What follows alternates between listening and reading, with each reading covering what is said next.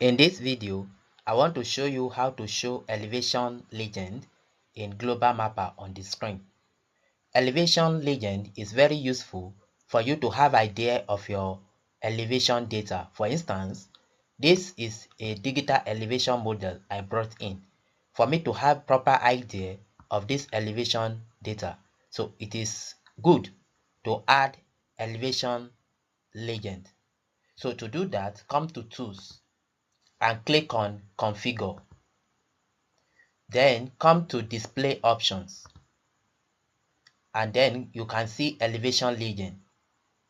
Click on elevation legend and you can measure in metric, that is in meter, or in statute, that is feet.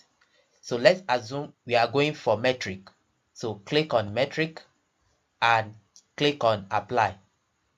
Click on OK. You can see that the elevation legend has been displayed beside the elevation data. So with this, we can have idea of our digital elevation model. We can see that this color represents the lowest part of the area, which are here.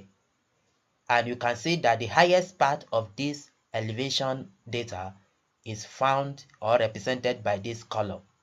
So from here, we can have an idea of how our digital elevation look like. So you can have an idea that it ranges from 8 meter to 625 meter.